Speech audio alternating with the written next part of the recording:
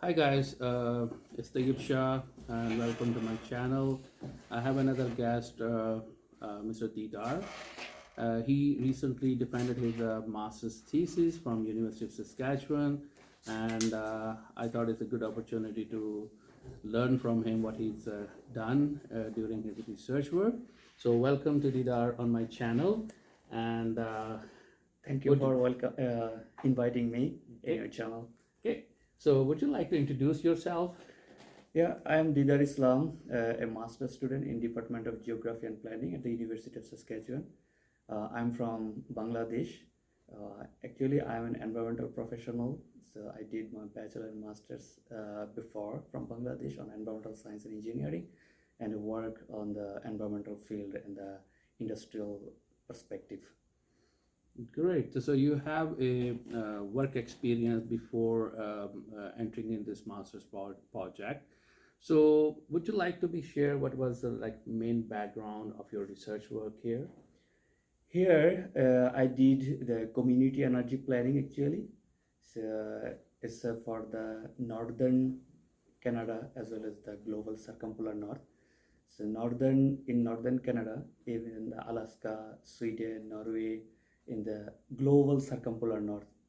So they are facing energy insecurity Mm-hmm. because of the remoteness, scattered location, and there is no gas distribution system, even in the no central heating Mm-hmm. for that communities. So for that communities, we are planning like how that communities can feed energy in low cost. So that's why needs some pre-feasibility assessment. Mm-hmm. So, but there is no past studies for many of that communities because of the remoteness and the scatteredness. So in my research, I tried to figure out some assessment framework, how that communities can be assess which renewable energy is good fit for them. Okay.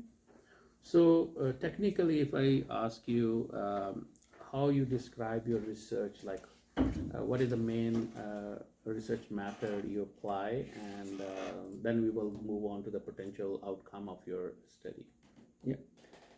Well, for my study, at first I tried to figure out how can we assess community-based energy potential, if Mm-hmm. that community is potential or not. So for that, I did lots of literature study, Okay. how in different scattered areas did the potential assessment for the Okay. community-based renewable energy development. So I tried to gather all this method Mm-hmm. because for the community energy development, and like we can get the resource availability. Mm-hmm. So then it's the, is it economically feasible, is it technically feasible, is it environmentally feasible, is it Mm-hmm. sustainable? Okay. So that kind of thing, by compiling all of this thing, I tried to build a framework Mm-hmm. which I applied for my study communities in northern perspective. So I did for the resource assessment, the GIS assessment. Mm-hmm. I did the energy modeling, Okay. is the resource to conversion of energy. I did the cost estimation, Mm-hmm. the cost through the cost supply analysis, Mm-hmm. and I did the environmental perspective, is the greenhouse gas emission, so the energy production to emission. So all of these four thing I compiled in my Mm-hmm. research, Mm-hmm. and these are the methods I used. Okay, thank you very much. So I just want to guys let you know after this clip you are going to be see his defense talk, and then also going to be share his presentation where you can find the detail about this project. So I just want to be ask like a couple of more questions and then let you watch those videos and those presentation. So how was your experience overall working with this part of the world? Yeah, it was a nice experience for me. Like I already mentioned, I did a master's before, so in my country. So at that time, I never get the interest on research. Mm-hmm. So we did some collecting some sample from outside, did lab analysis, but there is not actual community benefit. There is no actual, we never feel like from my study somebody will get beneficial. Okay. So here I feel that kind of feelings. I visited the communities. I feel, and I directly on my eye, I see what is the problem they are facing, and based on my assessment. So it's actually my research is a collaborative research work with the Quest Canada Co-mapping solution. It's funded by Natural Resource Canada. So based on my study, they will implement what the community need, and what the people facing the challenges. Okay. So yeah, it's a really a great experience for me. Yeah, that's good. Good to know that. So it means I can say like your research supervisor did a very good job to engage you in the project, place you in the right place where you can see the different resources and different need for this kind of research. How you want to describe your experience with Dr. Bram Noble as a research supervisor? My supervisor is a very good guy and is a very interesting person. So not only Dr. Bram, with the other team member I worked with for this project, uh, Dr. Greg Poelzer, Dr. Tayyab Shah, even with the other partner organization, Quest Canada, even the co-mapping solutions, Dr. Kiwi. So they helped me for this work and engaged with different perspective from data collection to final stage.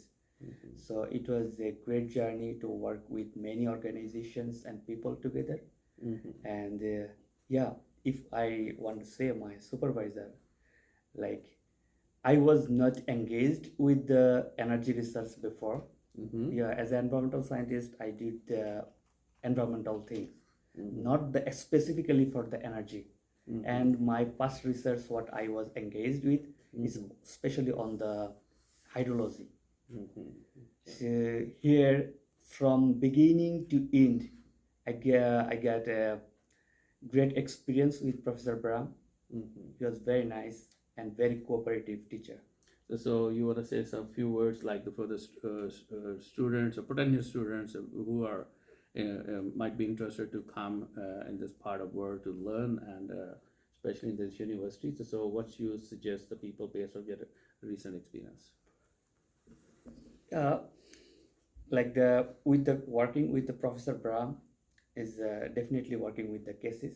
So it's a nice experience, I think, for the any other potential students, the upcoming students here.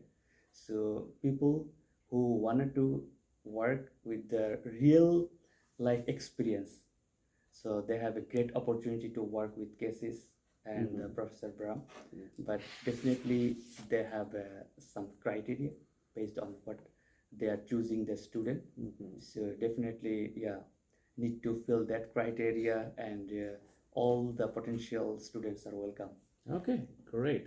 So you want to say a few words before we put in your clip for the audience so they can learn more in detail what you have done. So you want to be anything at your experience in Canada or something like to share? Yeah, it was a nice experience. Like when I came here in 2022 September. So in my country, it was temperature was plus 34 when I fly, and when I reach here, it was 8. But in November, after 1 month, I visited the community to collecting data for my project. So at that time, at first, I feel minus 24. And then when I we visited 3 different places. So my study community was southern, it was the northmost. And I feel at that time minus 44. Oh, so really enjoy that temperature? Yeah, so for the potential upcoming student, so they should prepare for the coping up that kind of stress. Yeah, For that.